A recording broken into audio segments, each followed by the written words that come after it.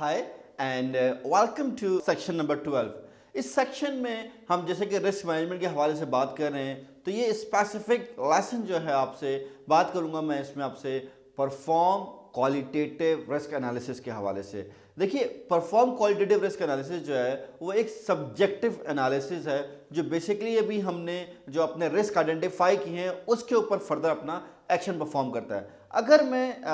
Perform qualitative risk analysis के हवाले से बात करूं और उसकी डेफिनेशन कहूं, तो हम कहते हैं कि ये जो प्रोसेस है ये हमें हेल्प करता है कि जो रिस्क हमने अभी आइडेंटिफाई किए हैं उनको प्रायोरिटाइज करने में और उन पे फर्दर एक्शन लेने के लिए या उनको एनालाइज करने के लिए by utilising and combining the probability and impact का जो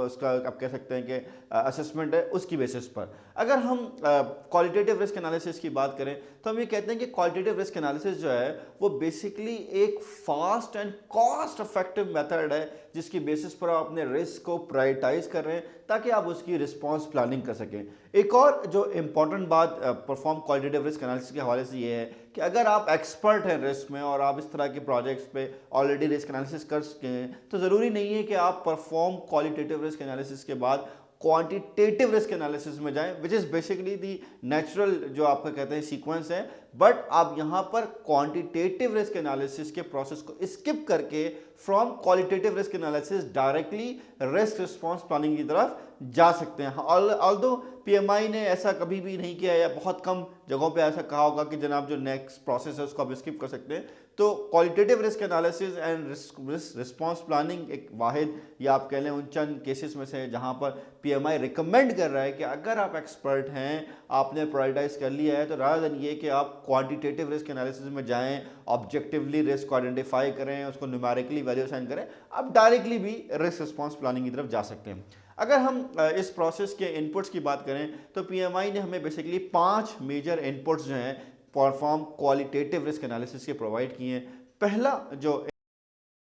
विच इज़ वेरी ऑब्वियस वो है जनाब रिस्क मैनेजमेंट प्लान, जो कि हमने डिस्कस किया। रिस्क मैनेजमेंट प्लान के ऑल्दो हमने कहा था कि 10 सेक्शन या 10 कंटेंट्स हैं, अगर मैं उन 10 में से कहूँ कि वो कौन से हैं जो ज़्यादातर रिलेवेंट हैं हमारे इस क्वालिटेटिव रिस्क एनालिसिस के हवाले से, तो पहला तो जाहिर सी बात है वो है रोल्स एंड रिस्पॉन्सिबिलिटीज़ कि कौन रिस्क को लीड करेगा, कौन कम्युनिकेट करेगा, कौन इसको ट्रैक करेगा। तो दिस इज इट। सेकंड हमारे पास क्या है कि जी हमारे पास रिस्क की बजट्स क्या हैं, हमारे पास कंटीजेंसी अलाउंस क्या हैं, both in terms of cost and in terms of schedule. Third हमारे पास है जनाब रिस्क की कैटेगरीज क्या हैं कि हम रिस्क को कैसे, अगर मैं बार बार कह रहा हूँ, अगर हम उसको उसकी सोर्स वाइज करेंगे तो वो क्या होगा, और अगर हम उसके एरिया वाइज करेंगे तो वो क्या होगा, जिसमें से एक रिस्क ब्रेकडाउन स्ट्रक्चर यूज़ करते हैं और एक में जो है हम basically work breakdown structure use करते हैं। चूंकि हम यहाँ पर क्वालिटेटिव रिस्क एनालिसिस की बात कर रहे हैं तो यहाँ पर जो अनदर इंपॉर्टेंट एक्सपेक्ट जो हम रिस्क मैनेजमेंट प्लान का यूज़ करेंगे वो है जनाब definition of probability and impact, कि जनाब हमारे हिसाब से हमारे लिए इस प्रोजेक्ट के लिए प्रोबेबिलिटी क्या होनी चाहिए, या वो प्रोबेबिलिटी की वैल्यू क्या है जो मैं कहूँगा कि नहीं जी ये मेरे लिए क्रिटिकल है, या वो इम्पैक्ट की वैल्यू क्या है कि मैं कहूँगा हाँ जनाब अगर प्रोजेक्ट में इतना इम्पैक्ट आ रहा है या इस लेवल का इम्पैक्ट आ रहा है या इतने कॉस्ट का इम्पैक्ट आ रहा है तो ये हमारे लिए जो है वो क्रिटिकल है। उससे कम आ रहा है तो यार जाने दो, और अगर उससे ज़्यादा आ रहा है तो मेरे ख्याल से हमें यह प्रोजेक्ट करने की ज़रूरत नहीं है। देन जो लास्ट पार्ट है हमारा जो इसी रिस्क मैनेजमेंट प्लान से पर्टेन कर रहा है वो है जनाब रिवाइज स्टेक होल्डर टॉलरेंस, कि ड्यूरिंग द होल प्रोजेक्ट क्या जो टॉलरेंस था, जो एटीट्यूड था या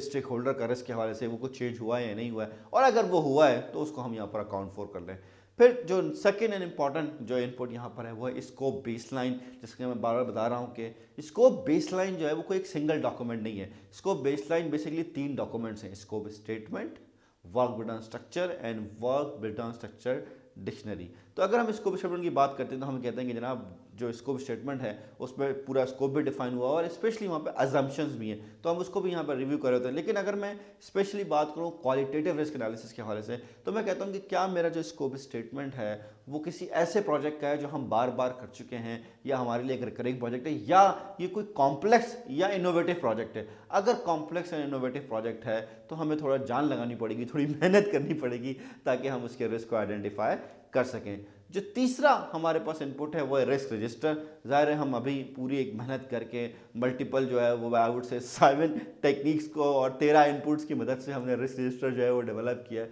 तो वो रिस्क रजिस्टर जो है वो वही रिस्क रजिस्टर के जो कंटेंट्स हैं, जो रिस्क हैं, वो एनालाइज होंगे ताकि हम उसकी बेसिस पर रिस्क को प्रायोरिटाइज कर सकें। हो सकता है 30, 40, 50, 100 पता नहीं कितने रिस्क हमने आइडेंटिफाई किए, लेकिन मैं सब पे तो काम करने वाला नहीं हूँ ना। मैं देखूंगा उसमें से कौन से ऐसे रिस्क हैं जो मेरे लिए क्रिटिकल हैं और कौन से ऐसे रिस्क हैं जो मेरे लिए क्रिटिकल नहीं है। देन हमारे पास जो नेक्स्ट इनपुट है वो है एंटरप्राइज एनवायरमेंटल फैक्टर, कि जनाब हमारे पास जिस इंडस्ट्री का, जिस एरिया का हम रिस्क देखने जा रहे हैं, उसकी कोई स्टडी है, कोई बेंचमार्क है, कोई वैल्यू है, तो उसको जो है हम बेसिकली यहाँ पे रिव्यू कर लें या उसके हवाले से जो है अपना इनपुट देख लें। फाइनली एंड इंपॉर्टेंटली जो हमारा लास्ट इनपुट है, जो पांचवा इनपुट है, वो है ऑर्गेनाइजेशनल प्रोसेस एसेट, कि अगर इस तरह के प्रोजेक्ट्स हमने पहले किए थे तो उनका लेसन लर्न क्या था, उनकी रिपोर्ट्स क्या थी, उनके प्रायोरिटाइज रिस्क क्या थे, तो उसको भी हम यहाँ देख लें। तो that is all about the perform qualitative risk analysis and their inputs. In next lesson I will be talking about the